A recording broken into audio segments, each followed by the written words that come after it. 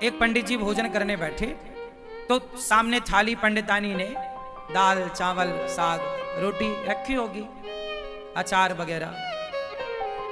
पंडित जी भोजन करने बैठे कि तभी कोई द्वार पे भिक्षुक आ गया। भिक्षाम देही, हे भैया मैं बड़ा भूखा हूं, कुछ भोजन मिल जाए।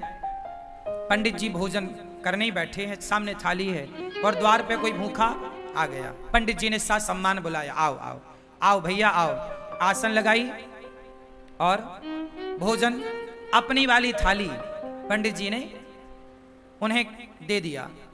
और पंडितानी जी ने जो भोजन बनाया था वो जरा सा ही था, क्योंकि घर में कुछ था नहीं, जितना था उसने बनाया। थोड़ी सी दाल थी, आज दाल बनी, साग थी, चावल जो था भिक्षा में उसे मिला।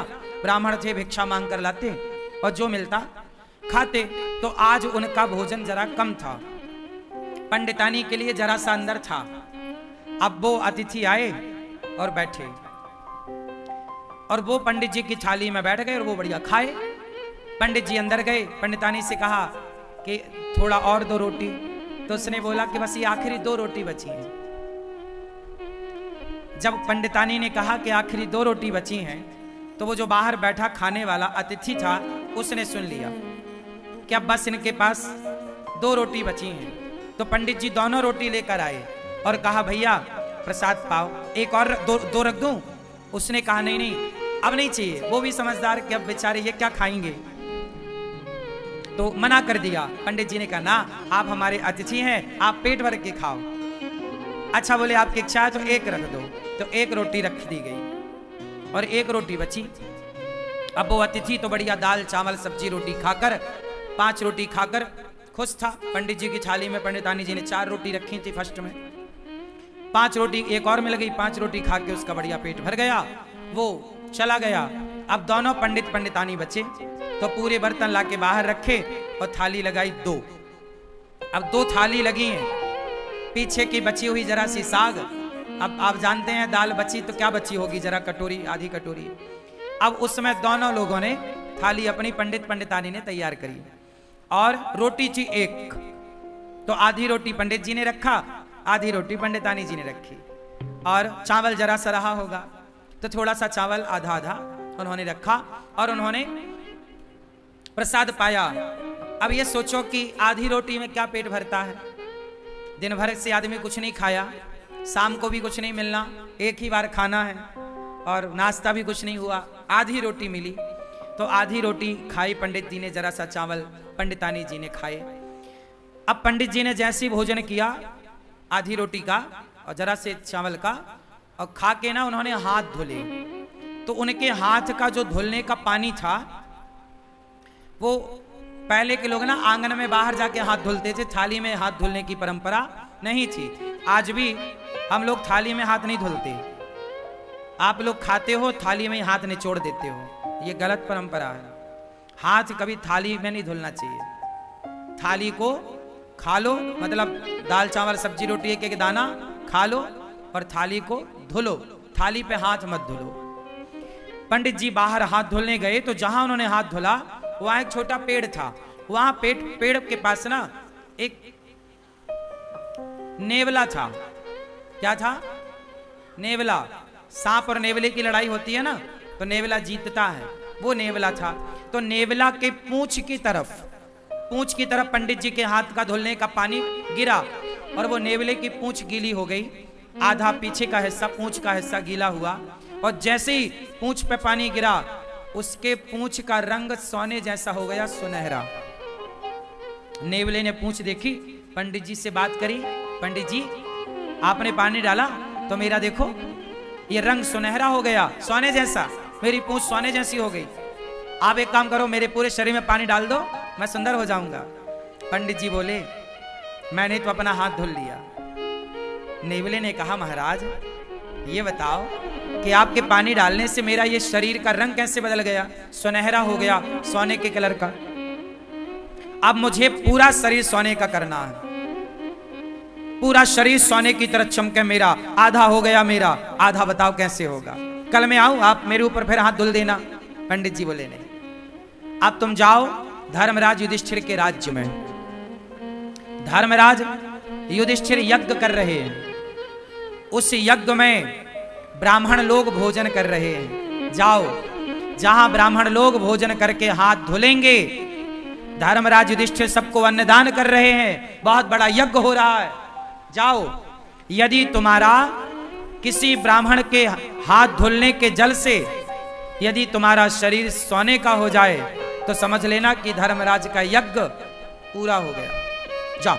अब वो नेवला बड़ा खुश धर्मराज युधिष्ठिर के राज्य में पहुंचा, और जहां सारे ब्राह्मण भोजन करते और पानी से हाथ धुलते, एक अलग जगह पर नेवला जाके वहीं बैठ गया। हजारों नहीं लाखों ब्राह्मणों ने हाथ धुले, हजारों नहीं लाखों लोगों ने प्रसाद पाया, लेकिन नेवले का रंग सुनहरा नहीं हुआ। अब जब सारे ब्राह्मण खाए, दक्षिणा ले लेके चले गए, तो धर्मराज युधिष्ठिर बोले, देखो, अर्जुन बोले कि देखो, अब राजाओं की एक सभा लगी।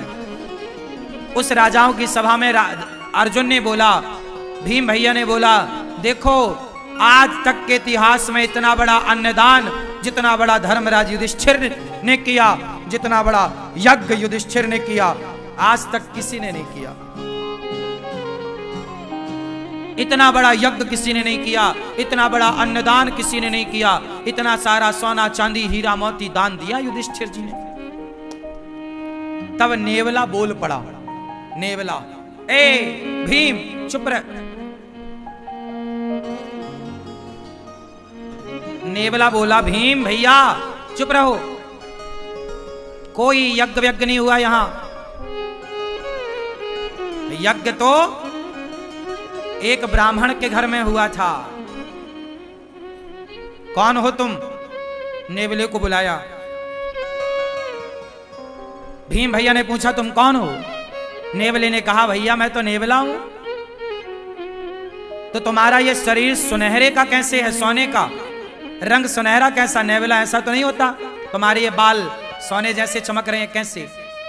उसने कहा, महाराज यहां पास में एक गांव है, उस गांव में एक पंडित पंडितानी रहते हैं। पंडित जी ने हाथ धोया तो उनके हाथ धोने का जो पानी गिरा वो मेरे शरीर पे गिरा, तो मेरा शरीर सोने का हो गया आधा। और उन्होंने कहा कि युधिष्ठिर के यज्ञ में जाओ, यदि तुम्हारा पूरा शरीर सोने का हो जाए तो समझ लेना कि उनका यज्ञ पूरा हो गया। और सुनो, तुम्हारा कोई यज्ञ पूरा नहीं हुआ, मैंने तो कब से बैठा गीला होता रहा, मेरा शरीर सोने का नहीं हुआ। और तुम कह रहे हो कि धर्मराज ने इतना बड़ा यज्ञ किया, इतना दान किया। वो पंडित जी ने जो हाथ धोले तो मेरा शरीर बदल गया, और तुम्हारे यहां तो इतने ब्राह्मण खाए, कुछ नहीं हुआ। भगवान श्री कृष्ण भी उस सभा में बैठे थे। भगवान कृष्ण मुस्कुरा रहे हैं मंद मंद। अर्जुन गए, हे श्याम सुंदर, ये आप ही जानो ये नेवला कौन, ये क्या कह रहा है, आप बताओ कि यज्ञ पूरा हुआ कि नहीं। अब सब में ये कौतूहल हो गया ना कि भाई धर्मराज ने इतना पैसा खर्च किया पर इनका तो यज्ञ पूरा हुआ ही नहीं। नेवला कह रहा है कि जब तक पूरा शरीर सोने का नहीं होगा यज्ञ पूरा नहीं माना जाएगा। अब श्री कृष्ण से जब कहा गया तब भगवान श्री कृष्ण ने कहा कि सुनो, अभी आपका यज्ञ पूरा नहीं हुआ, इसलिए इसका शरीर सोने का नहीं हुआ। हो जाएगा पूरा तो इसका शरीर निश्चित सोने का होगा। अर्जुन ने कहा कि हे प्रभु, मेरे भाई ने युधिष्ठिर जी ने जितना बड़ा यज्ञ किया, आज तक इतना बड़ा यज्ञ किसी ने नहीं किया। जब किसी ने नहीं किया तो इसका आधा शरीर सोने का कैसे हुआ? भाई इतना बड़ा यज्ञ तो किसी ने नहीं किया, और ये इसका शरीर पूरा सोने का यज्ञ में होगा, तो आधा शरीर जो इसका सोने का हुआ वो कैसे हुआ, मैं ये जानना चाहता हूं। तब भगवान कृष्ण बोले, नेवला तू ही बता। तब नेवले ने बताया कि महाराज मैं वहां गया, पंडित जी भोजन करने बैठे थे, कोई अतिथि आया तो अपनी थाली खिसकाई और आधी रोटी खाई, और संतोषजनक भाव से उन्होंने अतिथि को भोजन कराया, और जितना मिला ईश्वर का धन्यवाद देकर बिना शिकायत के और प्रसन्न चित्त से दोनों पति पत्नी आनंद से थे। उन ब्राह्मण का, संतोषी ब्राह्मण, भक्त ब्राह्मण, वो भक्त था, संतोषी था। उस संतोषी और उस भक्त का हाथ का जब धौमन मेरे शरीर पर पड़ा तो मेरा शरीर आधा सोने का हो गया। अर्जुन बोले, प्रभु ये क्या है? भगवान बोले, अर्जुन तुम्हारे भाई ने करोड़ों रुपए खर्च करके जो यज्ञ किया, करोड़ों रुपए खर्च करके उस यज्ञ से तुम्हारे भाई को जितना पुण्य नहीं मिला उससे ज्यादा पुण्य उस ब्राह्मण को एक भूखे को भोजन कराने से मिल गया। क्यों? क्योंकि तुम्हारे पास तो करोड़ों हैं तो तुम करोड़ों खर्च कर रहे हो, पर ब्राह्मण के पास तो एक थाली भोजन ही था, 4-6 रोटियां ही थी, लेकिन उसने अपना संपूर्ण दान कर दिया, सर्वस्व दान कर दिया। उसकी तो सर्वस्व के नाम पर इतनी ही संपत्ति थी ना, थाली में भोजन। अर्जुन बोले, अब ये बताओ इसका शरीर कैसे सोने का होगा? बोले, आपके राज्य में कोई भूखा है, जाओ पहले खोज करो। खोज किया तो पता लगा कि जंगल में एक महात्मा भूखे बैठे हैं। धर्मराज का यज्ञ सब ब्राह्मण भोजन कर लिए, पर एक ने नहीं किया तो अभी यज्ञ पूरा नहीं हुआ। उस महात्मा को बुलाया गया, निवेदन किया गया, और जब वो आए और उन्हें भोजन कराया गया और जब उन्होंने हाथ धुले तो उनके हाथ का धौमन इसके शरीर पे जाकर पड़ा तो इसका पूरा शरीर सोने का हो गया, एक सा हो गया, पीछे से आगे तक सुनहरा हो गया, पूरा इसके बाल बिल्कुल सोने की तरह चमकने लग गए।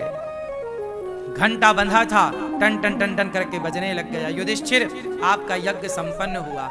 यज्ञ कब पूरा हुआ? जब भोजन कराया। कोई भी यज्ञ कर लो साहब, जब तक अन्नदान नहीं करोगे वो यज्ञ पूरा नहीं होगा।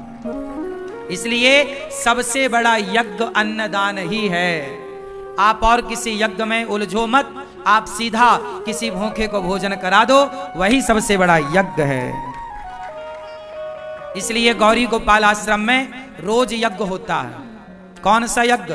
सेवा का यज्ञ। सवेरे 8 बजते ही संतों की टोली आ जाती है, कीर्तन करने लग जाती है। रोज गोविंद हरे गोपाल हरे, रोज कीर्तन होता है गौरी गोपाल में संतों के द्वारा, और उन्हें भरपेट आप लोग दान करते हो, उन्हें आप भोजन कराते हो अपनी ओर से। आप लोग जो एक दिन का गौरी गोपाल अन्न क्षेत्र बांटते हो संतों को, तो जितने संत भोजन करते हैं आपके द्वारा, एक एक संत एक एक यज्ञ का फल आपको दे करके जाते हैं। इसलिए गौरी गोपाल आश्रम में जो संत भोजन करते हैं वो किसी यज्ञ से कम नहीं है। तो आप भी अपनी बेटी के नाम से, बेटे के नाम से अन्नदान जरूर करिए।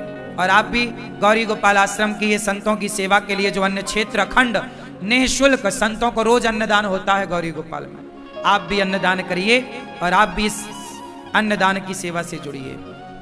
कोई भी कार्य, इसलिए कहता हूं मरने के पहले गौदान, भागवत और अन्नदान, मरने के पहले ये 3 काम कर लेना, फिर बिंदास आराम से मरना, केवल मरने को रह जाए आखिरी में। मरने के टाइम आदमी कुछ कर नहीं पाता, जीते जी कर लो अच्छे काम, मरने के टाइम कोई ध्यान नहीं रहता। सही है? उस जीवात्मा के नाम से, किसी व्यक्ति के नाम से कोई पुण्य का कार्य हो, आप अपनी माता के नाम से, पिता के नाम से, बच्चों की लंबी आयु के लिए आप अन्नदान करो। गौरी गोपाल आश्रम में अखंड रसोई चलती है, कोई भी आओ सबको पेट भर भोजन। यहाँ रोज हजारों लोग भोजन करते हैं। एक एक व्यक्ति के तृप्त होने से एक एक यज्ञ का फल प्राप्त होता है।